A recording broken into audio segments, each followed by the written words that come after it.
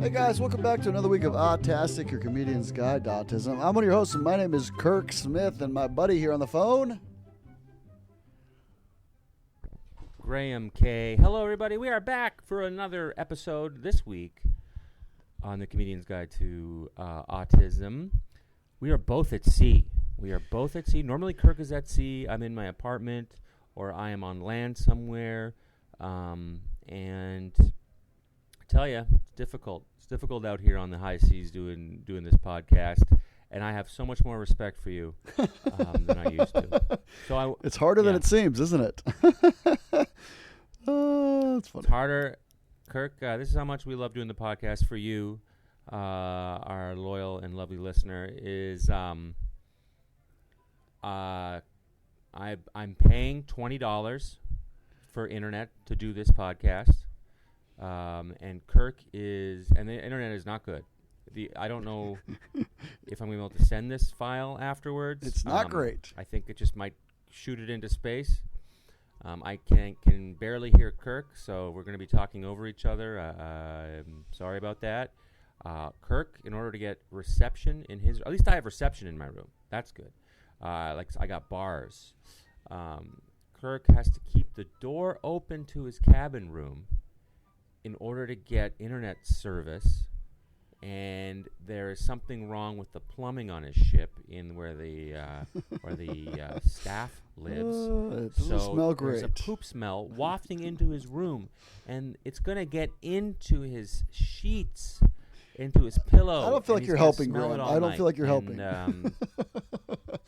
It won't get out of his clothes. It's going to stay in his clothes. This is the pep talk I needed before I go to bed at night. Thanks, Graham. Thank you so much. You're very welcome. I have no soap in my room. Anyway. You joke, but that's a common. Whenever I meet the hotel director, they're always like, "How are things?" I'm like, "I'd love to have soap. I'm traveling all day, and no matter what, I'm going to have to go to the bathroom one way or another. As soon as I get to the ship, soap would be terrific." Yeah. Anyway. It would be magical. But why would you do that? This is the first ship I've stayed in where they put me in the crew quarters. If there are high waves, it will come into my porthole. I'm very low. I'm somehow below the engine, and there is no soap. Once again, there is no soap. Graham's having a mini meltdown today. They let me go to They go on the first day. I go, "There's no soap." She goes, "Yeah, you can go buy some from the crew area if you want. It's not open till 8 p.m. and it's a maze to get there with no signs. But here's Susie will show you a bin where people have left old shampoo. So I have half-used shampoo for like black people. It's like extra wavy hair black people shampoo. I'm using that as hand soap. I used it in the shower today. I have very straight hair. Anyway, we're on the high seas. Oh, that's funny. Loving it. I do think this little 3-minute interlude you did at the beginning is a good reminder because every time I meet somebody, they go, "You're on cruise ships, so it's just like you're on vacation all the time." Like, not exactly, but yeah. Nope. When they walked me to the room, they were like, "I hope it's clean." I go, "It better be clean." What do you mean I hope it's clean? Anyway, everything's fine. Everything's fine. You don't get everything. You don't get money for free. I'm just a little perturbed because I didn't have a good show last night because I've been working on my one-man show about growing up with a sibling who has autism or a person with autism. And it's an hour-and-a-half performance. I just finished my first run, really sort of turning the screws on it, fine-tuning it, completely different muscle. If I were to do that show on a cruise ship, I would be fired. not because not because it's insulting. It is very kind. It's sweet. It's beautiful. But people on cruise ships I used to do some jokes from the show, and I got fired from one cruise ship. This is like a year and a half ago. And some woman who has no autism in her life was like, he shouldn't be talking about that. You know. I remember that. And yeah. And it's like, anyway. So you just basically have to talk about how you hate your wife and you're going to get a colonoscopy and a finger up your butt. And that brings down the house for these people. And they bring down your pants, you do the colonoscopy, it brings down the house. I like it. Yeah. Misogyny make fun of gay people a bit. Yeah. Make fun of women. They'll love that. Anyway, I've been really working on my one man show, and it's just a hard shift for me.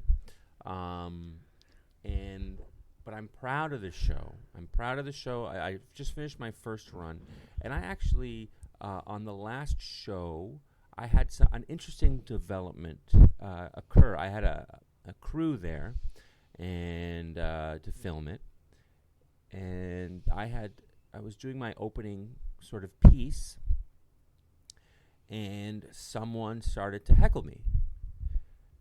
And this is my show that I do in New York in a theater, in an off-Broadway theater. Someone started heckling me, which you don't normally get in a theater crowd. Yeah, who was this person that heckled? She's like, we don't use language like that. Okay. And I thought to myself, oh, this is a person in the autism community. I said, well, thank you for letting me know. Can you explain to me what the right way to say it is? And she was like, it's not a person with autism, it's an autistic person. And, she had some special way to say that that's the reason why you say it. And that's fine. But I had to let her know that we do this podcast and we have people write in. I used to say it that way, and people told us to say it the other way. So, and then she admitted, well, there is a big divide in the autism community. And then I had to let her know that I cannot do the show and please everybody. Half of the people in the community will be against it. Half the people will be for the way I say it. I am going to do the show now, and I want you to know that you do not represent my brother. I am talking about my life. I'm not talking about your life. I said, I know that you have dealt with things in your life where people have treated you a certain way, and you are just as intelligent for them as them, and maybe more so, and it must have been very frustrating. This is not one of those scenarios. I do not think I'm better than you, but shut up. I didn't tell her. I'm talking about my life, and I'm allowed to talk about my life. And you also do not represent my brother. The spectrum is very wide, and you are nothing like my brother. The very fact that you got here by yourself and paid a ticket, you know nothing about my brother. I know about my brother. You do not represent my brother. You just don't. And I'm very happy. I said, I'll buy you a beer after. Let's have a discussion. Please inform me, educate me. I'd love to learn. And then she didn't say anything after, and I, waited to see if she would wait after the show, and to have a beer, to take, so I could buy her a beer, and we could talk and discuss, and they weren't there, and that's fine. And I was thinking I was worried, but I talked to a friend after the show, and she said that they were in the bathroom line behind them, and then that person who heckled me said that they really liked it and wanted to see the show again. Because I think that people worry that I'm being mean. Right. And then they watch the show and see I'm being nice. Right. And also they get to meet my brother and realize that my brother has a profound disability. Yep. And if you don't, and that doesn't mean that you have a profound disability. We are, in my opinion, this is not Kirk speaking. this is just a Graham K. opinion. We need another word for people who used to be Asperger's. The government has lopped you all together so they can make funding easier. And well, I think what has happened is part of the reason they got rid of Asperger's, I think ahead. he was connected to the Nazis. I think that's the reason they got rid of that specific thing. But go ahead. That I have a joke about that in the show. Right. Is he was connected to the Nazis, and then everyone was like, well, you're back over here with us. You're back in autism now. And then if you are 20, 22, 25, your whole cognitive adult life, you have been under the realm of autism. And so now when someone advocates for someone with autism or talks about it who does not have autism, you rightly so feel like, well, who are you to say that? It's my life. But the thing is as we all know, you meet one person with autism, you met one person with autism. You have nothing. You have no similarity and no right to even talk about that, about my brother. Only the people who are going to, when my parents pass or go to a home, well, the people who know him move back and take care of him. They don't even know him. Yeah. And if you are going, they don't even know him. My parents and I are the only people in the world who understand how to communicate with him, perfectly, on his level. And unless you are going to put the time in to learn how to communicate with him, and then also move up to Ottawa to take care of him when my parents pass, shut up. Shut up.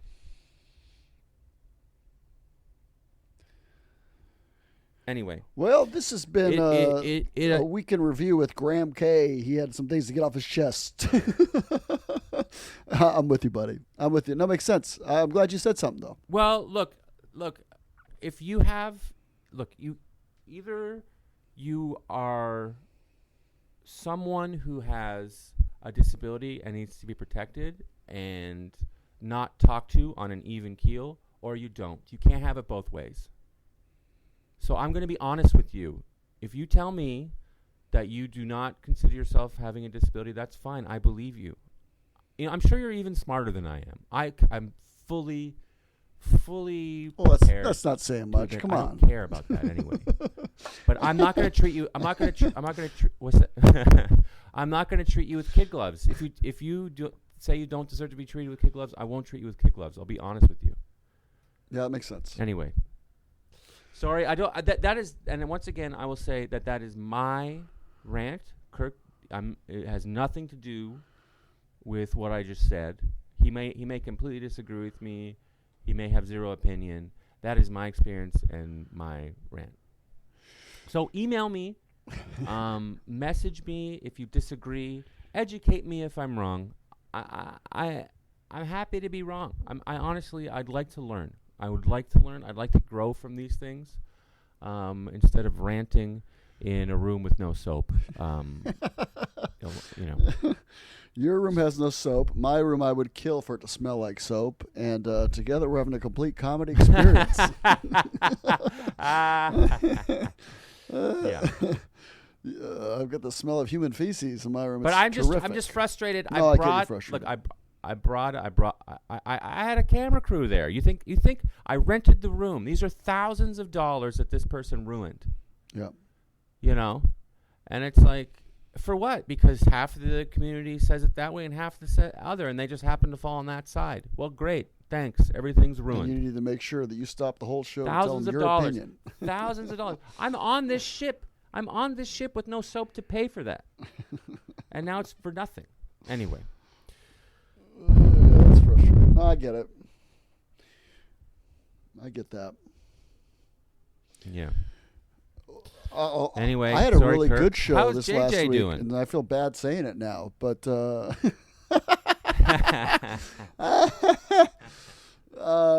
JJ's good. I will say the highlight. I'll end on a positive note by saying the highlight of the show, the end of the show, was really good because a new thing I do in the show is I have a big like digital, like a digital clock, but like the kind where it's like not digital, it's analog, and not black numbers fall. Oh, okay, yeah. Kind of like Groundhog Day. I have the yeah, exactly. I have that, a bigger one set up, and I go, my brother, and I set up that my brother's really good at keeping track of time, and he's very reliable, and I'm not reliable, and he is reliable, and that's something that his autism has given him, is the ability to be completely reliable. And I've been fired 18 times, and he's never been fired.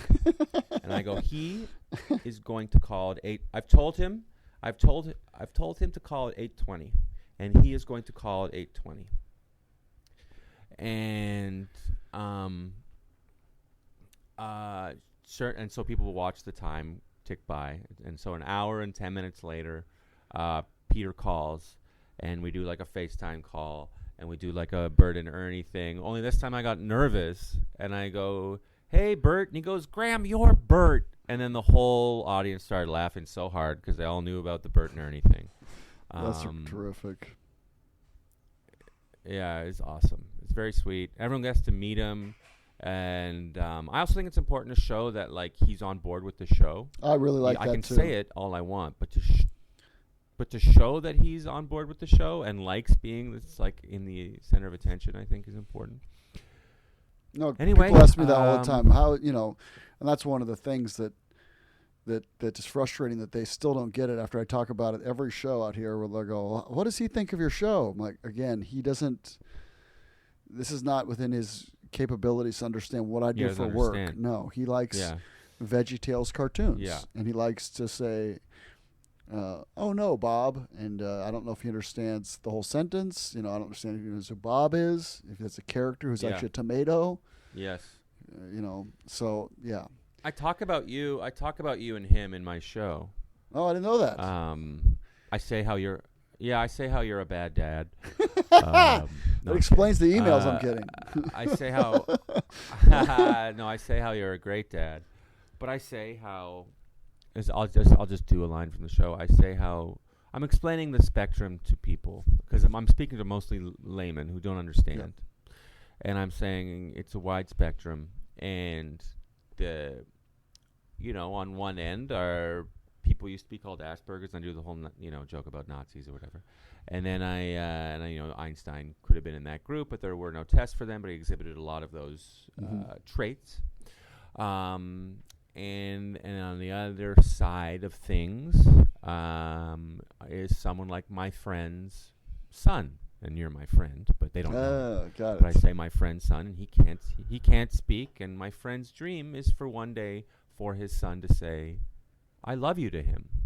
Yeah, that's true. And his son's 22, and I say my brother, he's somewhere in the middle. He can say "I love you."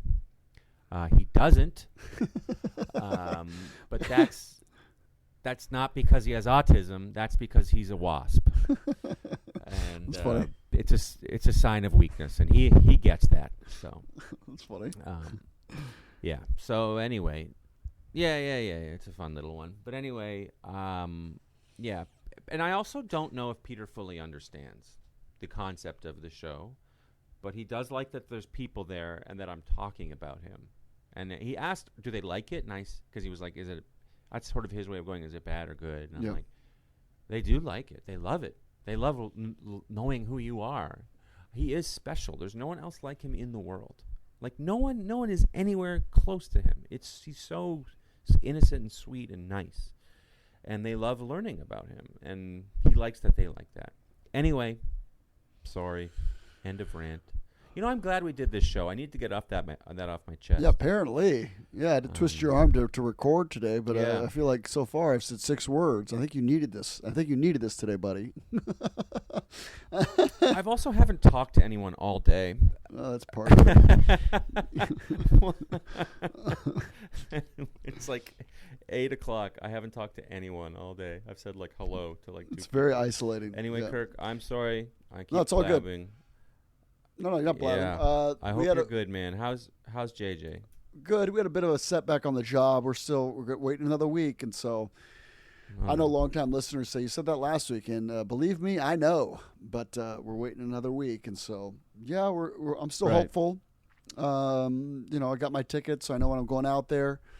First week of December, to see for his birthday again, December 2nd. He'll be 25. Man, time's flying by, buddy. Nice. And whoa, yeah, you're gonna have to update your joke. He's surprised not 22 me last anymore. week too. I still can't believe it. Yeah. Yeah, right. Oh, yeah. Graham's. I just don't want everyone to think I have a really old friend. No, I get it. Graham's one of my friends that if I go, listen, don't tell anybody this, he'll respond, listen, I'm barely listening. I'm joking, of course. Well, should we do an article? What do you want to do? We got an article here. Let's do it. Let's do an article. Kirk found this one, but I'm reading it. It's been that kind of week for me, folks. Yeah, I'm just kidding. Kirk can't.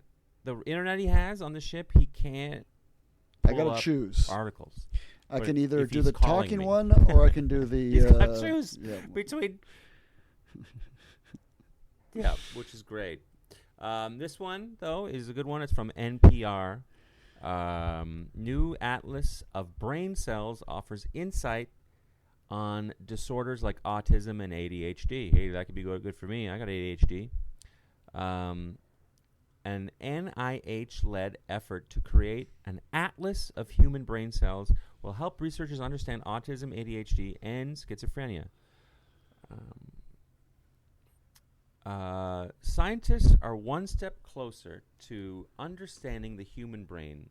NPR's John Hamilton reports on a new atlas that catalogs more than 170 billion brain cells that allow us to walk, talk, and think.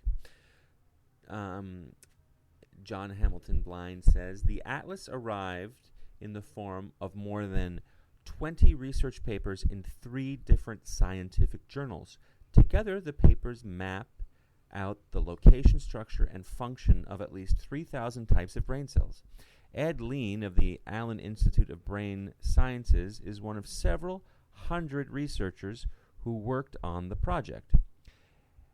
Ed Lean says, we really need this kind of information if we're going to understand what makes us unique as humans, or what makes us different as individuals, or how does the brain develop. Lean says the atlas offers a way to study conditions ranging from Alzheimer's to depression. Sorry about that pause. Kirk just lost connection and had to call back, and I had to switch it to my AirPods. So here we go. We're keep going, even though we're on a ship. Keep trucking. We're doing it, baby. Still smells like poop in my room. We can keep rolling. Yeah. You can use the you can use the map to understand what actually happens in disease or what kinds of cells may be vulnerable or affected. The atlas still isn't finished. Researchers expect to find even more types of cells, and they don't fully understand some of the ones they've already found, like splatter neurons. Ooh. Lean says the name describes what these highly complex cells look like when they're represented in 2 dimensions instead of 3. Lean, when you do that with these types of neurons, it looks a bit like Rorschach test. It's a splatter of these types of cells. Hamilton says, like bugs on a windshield. Lean says the atlas in its current form amounts to a first draft. But it really has set the stage to show that this is a definable system. And already the atlas is offering a way to see how the human brain differs from animal brains. That's pretty interesting. I'm saying this now. Dr. Trygbakken of the Allen Institute says humans have some specialized cells for processing visual information that mice don't. Well, that's good to know, Kirk. We share kind of a basic plan with mice, but we see specializations in primates that we don't necessarily see in a mouse. Those specializations are present in primates like chimps and gorillas, whose brains were also mapped as part of the Atlas project. But Bacon says in those species, scientists found subtle differences in brain areas that humans use to process language. What we found in this study is that there really is a conserved set of cell types that we share with chimpanzees and gorillas, but the gene expression has changed in those cells in ways that suggest humans' language abilities are the result of a different wiring, not different brain cells. The Atlas project is funded largely by the National Institute of Health as part of its BRAIN initiative, which was launched a decade ago by President Obama. One of its goals is to find new treatments for brain disorders. Big Ren of the University of California, San Diego says these disorders often occur when the DNA undergoes subtle changes. Sorry, I wasn't prepared for that person's name being Bing Ren. Bing Ren says interpreting those changes actually has been the hard part because we lacked the dictionary to understand what they are. So as part of the Atlas project, Ren and his team have been creating a dictionary that links genetic changes to specific types of brain cells. Ren, for example, we found that late onset Alzheimer's disease are particularly associated with the type of cell we call microglia, an immune cell that's known to activate in Alzheimer's patients. Ren says the dictionary also connected genes that raise the risk of major depressive disorders with one particular set of neurons. By contrast, a different set of neurons are being linked to the risk of schizophrenia. Ben says this sort of information could lead to treatments that target specific types of cells. The new research papers appear in the journal Science, Science Advances, and Science Translational Medicine. And that was by John Hamilton and by NPR News. I read the whole thing. There it is. What do you think, Kirk? Here's the thing with me. I have ADHD, and if I'm reading something out loud, I have to concentrate so hard on reading it, I can't pay attention to what I'm saying. I have no idea what I just read. Yeah. Well, it makes me think of the similar to mapping out of the genomes. And can it solve my ADHD? I was just saying, and I'm sorry we keep talking over each other, guys. There's a big gap here. It makes me think of the same thing as when they're mapping out the genomes and just how far it's coming. And it's, I feel like there's going to be in the next 10 years, there's going to be some breakthroughs on this. You know, there's an expression, can I do a clean version of this? But there's an expression, don't blow smoke up my bottom. And that comes from, 200 years ago, 500 years ago, when they used to think when you're drowning, they would give you a tobacco enema and they'd blow smoke up your bottom. And so just the things that people have tried over the years out of desperation, I feel like it'll give way to science, and it's no longer going to be like that, where you're just guesswork and a straw in someone's bottom. It's going to be an actual mapping out of the brain and what parts affected. And like the guy said, it's not the actual brain cells, but it's the connection between the cells and their interactions. What part in human history of autism research was blowing smoke up someone's bottom?